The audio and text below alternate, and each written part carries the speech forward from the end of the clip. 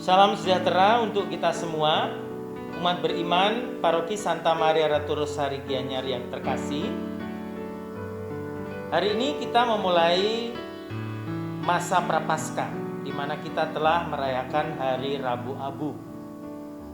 Dan 3 hal pokok dalam masa Prapaskah ini, selain kita mengolah hidup rohani kita dalam doa, juga melakukan karya amal kasih dengan berderma, dan yang ketiga adalah dengan pendalaman iman. Maka sesuai dengan tradisi Gereja Katolik Indonesia, kita akan mengadakan pendalaman iman aksi puasa pembangunan tahun 2021 dengan tema Gereja Bersaksi, belajar dari tokoh-tokoh kitab suci yang menjadi gereja yang berani bersaksi. Nah, dalam pendalaman iman kali ini karena tidak dimungkinkan untuk perjumpaan oleh karena situasi pandemi COVID-19, maka diadakan secara virtual, yaitu Anda akan diberikan video tentang bagaimana tema tiap-tiap minggu untuk kita semua. Dalam pendalaman iman itu, kita akan diwajibkan untuk melakukan pendalaman iman dalam keluarga kita masing-masing. Maka kita tidak boleh melakukan pendalaman iman dengan keluarga-keluarga yang lain dengan berkerumun mengumpulkan orang untuk menjaga penularan COVID-19. Karena itu meskipun dalam keluarga atau orang-orang terdekat kita tetap melakukan protokol kesehatan dengan 5M, ya, menjaga jarak, mencuci tangan dengan air yang mengalir, menggunakan masker, ya, menjauhi kerumunan, dan membatasi atau mengurangi mobilitas dan interaksi. Karena itu selamat melakukan pendalaman iman aksi puasa pembangunan 2021 dengan tema Gereja Bersaksi, dan kita awali dengan nyanyian pembukaan.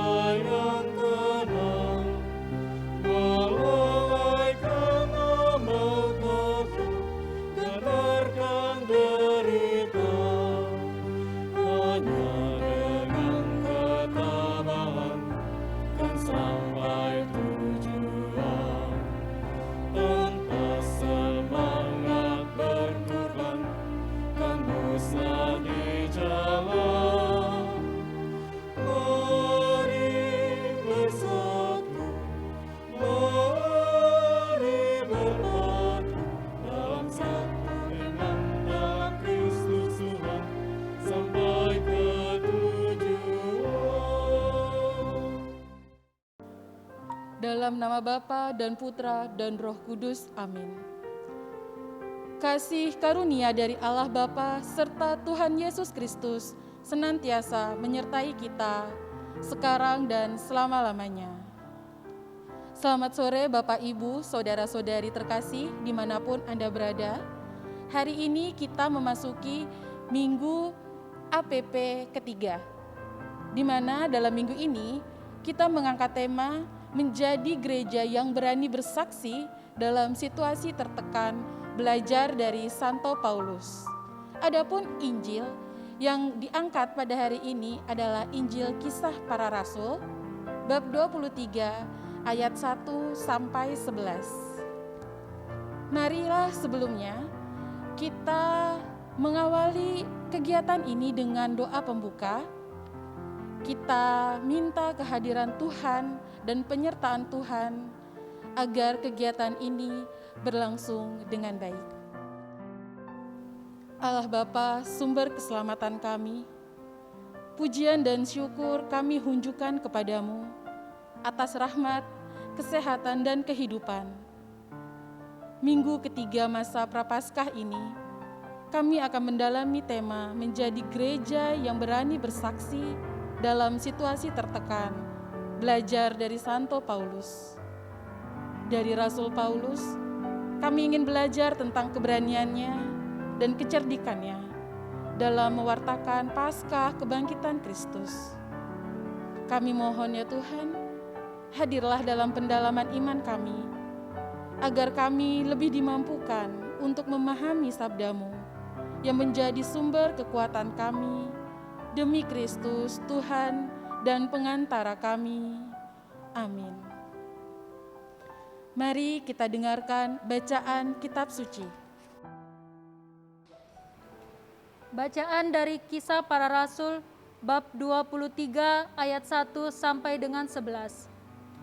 Sambil menatap anggota-anggota Mahkamah Agama, Paulus berkata, "Hai saudara-saudaraku, sampai kepada hari ini, aku tetap hidup dengan hati nurani yang murni di hadapan Allah. Tetapi Imam Besar Ananias menyuruh orang-orang yang berdiri dekat Paulus menampar mulut Paulus. Membalas itu, Paulus berkata kepadanya, 'Allah akan menampar engkau, hai tembok yang dikapur putih-putih. Engkau duduk di sini untuk menghakimi aku menurut hukum Taurat, namun engkau melanggar hukum Taurat oleh perintahmu untuk menampar aku.' Dan orang-orang yang hadir di situ berkata, 'Engkau mengejek imam besar Allah?' Jawab Paulus, 'Hai saudara-saudara, aku tidak tahu bahwa ia adalah imam besar. Memang ada tertulis, janganlah engkau berkata jahat tentang seorang pemimpin bangsamu.' Dan karena ia tahu bahwa sebagian dari mereka itu termasuk golongan orang Saduki dan sebagian termasuk golongan orang Farisi, ia berseru dalam mahkamah agama itu, katanya, 'Hai saudara-saudaraku, aku adalah orang Farisi, keturunan orang Farisi. Aku dihadapkan ke mahkamah ini karena aku mengharap akan kebangkitan orang mati.' Ketika ia berkata demikian, timbullah perpecahan antara orang-orang Farisi dan orang-orang Saduki, dan terbagi-bagilah orang banyak itu. Sebab orang-orang Saduki mengatakan bahwa tidak ada kebangkitan dan tidak ada malaikat atau roh, tetapi orang-orang Farisi mengakui kedua-duanya. Maka terjadilah keributan besar. Beberapa ahli Taurat dari golongan Farisi tampil ke depan dan membantah dengan keras, katanya, 'Kami sama sekali tidak menemukan sesuatu yang salah pada orang ini. Barangkali ada roh atau malaikat yang telah berbicara kepadanya. Maka terjadilah perpecahan besar, sehingga kepala pasukan takut. Kalau-kalau mereka akan mengoyak-oyak Paulus. Karena itu, ia memerintahkan pasukan untuk turun ke bawah dan mengambil Paulus dari tengah-tengah mereka dan membawanya ke markas. Pada malam berikutnya, Tuhan datang berdiri di sisinya dan berkata kepadanya, "Kuatkanlah hatimu, sebab sebagaimana engkau dengan berani telah bersaksi tentang aku di Yerusalem, demikian jugalah hendaknya engkau pergi bersaksi di Roma." Demikianlah sabda Tuhan. Saudara-saudari terkasih, setelah tadi kita mendengarkan bacaan dari kitab Kisah Para Rasul, bab 23 ayat 1 sampai dengan 11, kali ini ada beberapa hal yang bisa kita simak, bisa kita refleksikan bersama. Yang pertama, apa yang dilakukan Paulus di hadapan mahkamah agama? Kedua, apa reaksi imam besar dan orang-orang yang hadir terhadap pernyataan Paulus? Ketiga, bagaimana cara Paulus menghadapi persoalan tersebut? Yang keempat, pesan apa yang dapat kita petik dari perikop ini? Silakan saudara-saudari sekalian merefleksikan bersama dengan keluarga maupun secara pribadi. Mari kita dengarkan sharing yang dibawakan oleh Saudari Wulan. Di sini saya ingin menjawab pertanyaan nomor 4, pesan apa yang dapat kita petik dari perikop ini? Pesan yang dapat saya petik dari perikop adalah bila kita mengalami bahaya atau ancaman dan situasi kritis, itu kita harus tetap percaya di mana penyertaan Tuhan itu selalu ada untuk kita. Wulan ingin sharing cerita pengalamannya saya di tahun 2020 pada awal bulan, di bulan Februari, di mana saat itu saya pulang sekolah sekitar jam 6:30 karena ada ekskul, jadi pulang sedikit terlambat. Dan di situ ada hujan angin. Mama udah bilang dari rumah, udah ditelepon kalau nggak boleh pulang dulu. Tapi saya kekeh untuk pulang ke rumah karena saat itu juga keadaan saya takut, soalnya udah jam 6:30 terus hujannya lebat.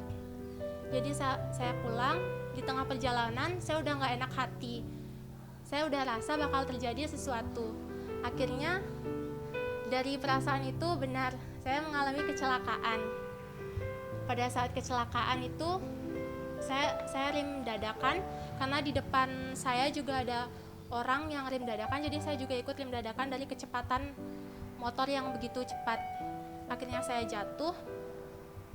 Dari arah kanan itu saya melihat mobil hitam itu ingin kecepatan laju, ingin seperti menabrak saya karena saya juga jatuh. Tapi puji Tuhan, entah kenapa mujizat itu terjadi kepada saya, dimana pada saat itu saya juga seperti merasakan bahwa mobil itu tiba-tiba berhenti, padahal mustahil jika dari keadaan seperti hujan lebat, mobil dari yang sudah begitu dekat dengan saya, tiba-tiba dia melaju dengan cepat. Puji Tuhan, di situ juga saya bisa selamat dan saya percaya bahwa Tuhan selalu menyertai saya. Sekian sharing dari saya. Semoga sharing saya membantu Bapak, Ibu, dan saudara-saudari sekalian. Terima kasih. Bapak, Ibu, saudara-saudari sekalian, setelah tadi kita mendengarkan bacaan dan sharing dari Saudari Wulan, ada beberapa poin yang bisa kita ambil untuk menjadi kesimpulan dari pertemuan Minggu APP ketiga ini. Yang pertama, Kisah Para Rasul pada perikop ini menjelaskan bahwa dalam melayani Tuhan tidak selalu mendapat jaminan jalan yang mulus atau didukung oleh lingkungan sekitar kita. Yang terjadi malah sebaliknya. Kita menghadapi berbagai rintangan, bahkan ancaman bagi nyawa. Seperti halnya yang dialami oleh Santo Paulus. Dalam Kisah Para Rasul bab 23 ayat 1, dinyatakan ia mengalami situasi tertekan, namun ia percaya bahwa Tuhan memberi ia keberanian sehingga ia luput dari situasi ancaman. Lalu pada kesimpulan kedua, Paulus dalam pewartaannya tidak hanya berpegang kepada iman saja, tetapi ia juga menggunakan akal budinya. Dalam situasi kritis pun, penyertaan Tuhan memberinya hikmat.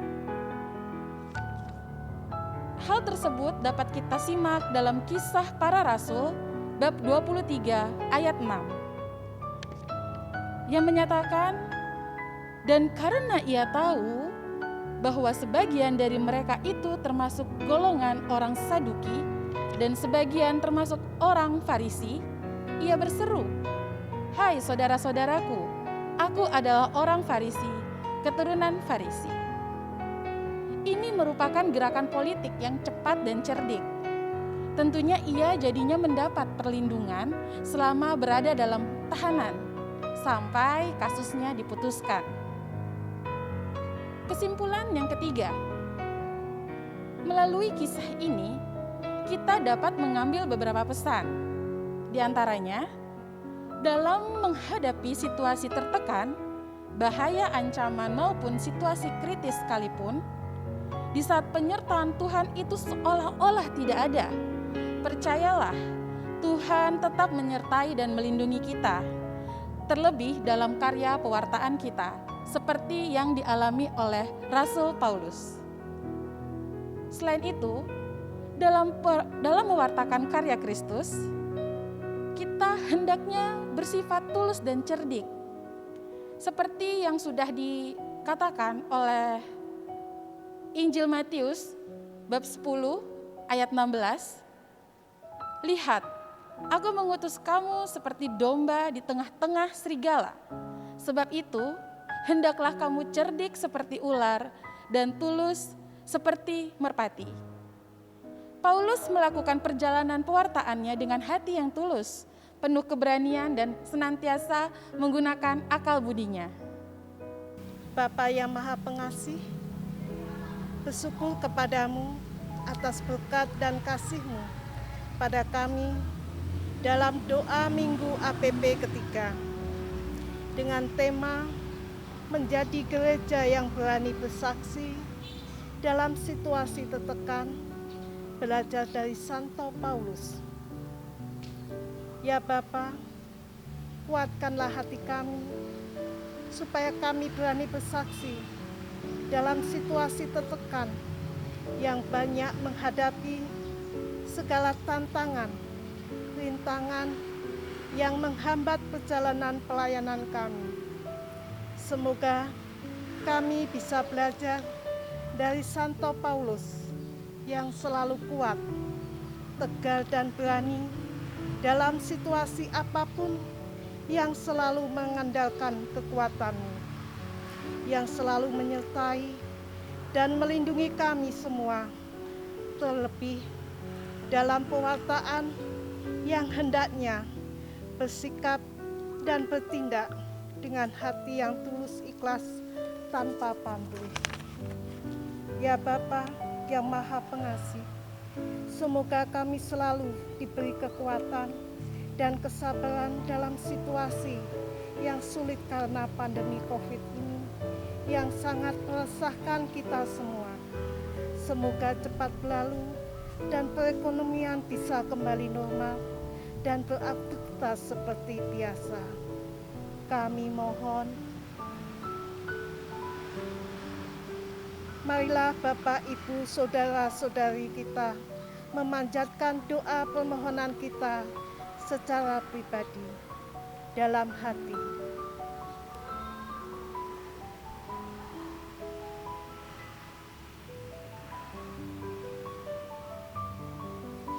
Kami mohon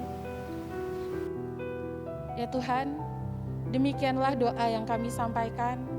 Doa yang tidak sempurna ini kami satukan dengan doa yang Engkau ajarkan. Bapa kami yang ada di surga, dimuliakanlah namamu, datanglah kerajaanmu, jadilah kehendak-mu di atas bumi seperti di dalam surga. Berilah kami rezeki pada hari ini, dan ampunilah kesalahan kami, seperti kami pun mengampuni yang bersalah kepada kami. Dan janganlah masukkan kami ke dalam pencobaan, tetapi bebaskanlah kami dari yang jahat. Amin. Saudara-saudari yang terkasih, setelah tadi kita mengikuti pendalaman dan belajar dari Santo Paulus, kini tiba saatnya kita melakukan aksi nyata. Aksi nyata bisa kita lakukan bersama keluarga maupun secara pribadi. Entah itu bagaimana caranya, kapan, di mana, dan untuk siapa. Bagi saudara-saudari yang memiliki rezeki lebih, bisa berdonasi melalui nomor rekening yang tertera di layar TV Anda.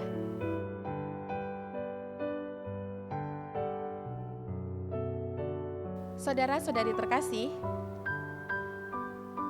pertemuan minggu keempat dilaksanakan pada tanggal 13 Maret 2021 pukul 4 sore atau 16 WITA. Adapun pemandu fasilitator untuk pertemuan minggu keempat adalah Ibu Mia. Dengan teks kitab suci diambil dari Injil Yohanes bab 19 ayat 16b sampai 27. Tema yang diangkat pada minggu keempat adalah menjadi gereja yang berani bersaksi kepada sesama yang tertindas. Belajar dari Santa Maria.